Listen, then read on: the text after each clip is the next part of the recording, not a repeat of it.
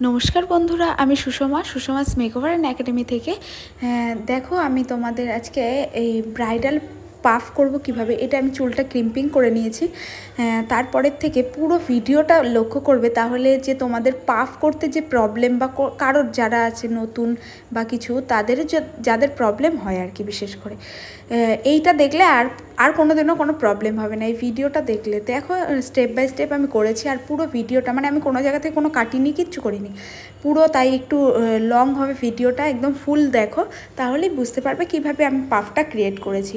সবার প্রথমে আমি হলো দেখো একদম পাতলা সেকশন নিয়ে নিয়েছি মিডিল থেকে একটু সি টাইপের মানে একটু রাউন্ড করে সেকশনটা নিয়ে তারপরে ভালো করে ব্যাককম করেছি। আর ব্যাককম করেছি দেখো ব্যাককমটা কিন্তু একদম নিচে মানে রুটে ঠেকিয়ে দিয়েছি আর হলো তার থেকেও তারপরে 3 ইঞ্চি 3 আঙ্গুল মাপ করে নেবে, তারপরে এতটাই মানে করবে, ঠিক আছে ব্যাককমটা।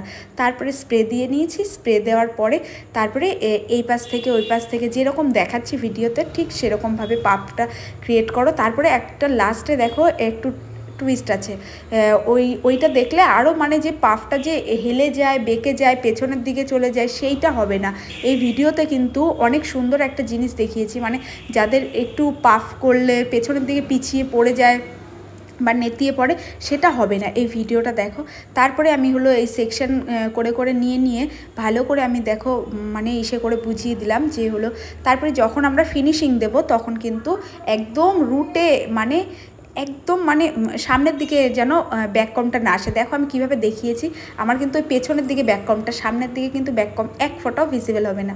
তারপরে স্প্রে দিয়ে ভালো করে ওটা ফিনিশিং করতে হবে আর ফিনিশিং করার সময় কিন্তু ভালো করে করতে হবে। তারপরে দেখো এরকমভাবে করার পরে একদম আমি যেহেতু পুরোটাই পাফ করেছি, এটা ব্রাইডালে ওড়না সেট হবে, টোপর সেট হবে, একটু পাফ নড়চড় হবে না, কারোর ক্ষমতা নেই নড়চড় করবে, এটা আমি একদম গ্যারান্টি দিতে পারি। তারপরে দেখো এটা আমি ক্লাসে দেখাচ্ছিলাম কি করে ক্রিম্পিং করার পরে আমি একদিন দেখেছি নো ক্রিম্পিংয়েও পাফ হয়, কিন্তু সেই পাফটা কিন্তু অতটা মানে ইসে হবে না, যে হলো শক্তপোক্ত হবে না আর ওটা ইসে হবে। তারপরে দেখো আমি ভালো করে পেছনের দিকটায় আমি 2 থেকে 3টে ক্লিপ লাগিয়ে নিয়েছি, সাইড ক্লিপগুলো বব পিন 6 নম্বরের বব পিনগুলো ভালো করে দেখো আমি লাগিয়ে দিয়েছি। তাহলে পেছনে যে হেলে যাওয়ার ব্যাপারটা লোকের যে থাকে না যে হেলে যায় পাফটা নিচের দিকে মানে ধসে পড়ে, সেটা পড়বে না একদম।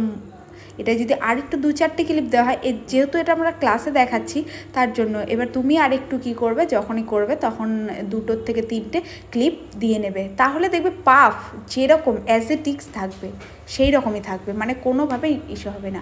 সেইটাই আমি তোমাদের বলছিলাম যে হলো লাস্টে দেখো ভিডিওটা পুরো দেখলে বুঝতে পারবে। তারপরে এটাকে সেট করবে কিভাবে দেখো একদম পনিটার ওইখানে পনি যেখানে হয়েছে আমাদের যে আমরা যেখানে চুলটা বেঁধে রেখেছি ঠিক সেখানে কিন্তু ক্লিপ দিয়ে আটবে। আর ফিনিশিং করার সময় কিন্তু একদম হালকা হাতে চিরুনিটা দেখো আমি কিন্তু কোনোভাবে মানে ভেতরে ঢুকাইনি, চিরুনিটা স্প্রে দেবে আর হালকা হালকা করে মানে কম করবে, তাহলে দেখবে একটা সুন্দর পাফ ক্রিয়েট হয়ে যাবে। আর ভিডিওটা ভালো লাগলে আর শিখতে পারলে একটা কমেন্ট করে যেও। আর দেখো যেভাবে হাতটা ধরেছি ওরকম হাতটা নিচেই থাকবে, তারপরে একটা ইউপিন দেবে 10 নম্বর ইউপিন দিয়ে হোল্ড করে তারপরে ক্লিপ লাগাতে পারো বা হলো একটুখানি ইসে করে তারপরেও লাগাতে পারো, তোমাদের যেভাবে ভালো লাগে একটুখানি, তবে চেষ্টা করবে প্রফেশনালি কাজটা করতে।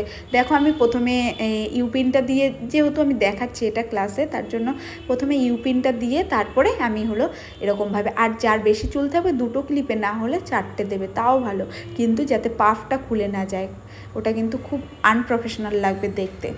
তারপরে যেহেতু এটা কিন্তু বিয়ের সময় অনেকজনই আছে, আমি শুনেছি অনেক মানুষ সাজিয়ে আসে চুলটা খুলে গেছে এই হয়েছে, সেই কাজ কখনো করবে না, একটু সময় ধরে করবে, তারপরেও ভালো করবে, সব সময় ভালো করার চেষ্টা করবে, দেখবে কাজের অভাব হবে না। তারপরে এরকমভাবে দেখো পাফটা ক্রিয়েট করেছে আর হেয়ার স্টাইল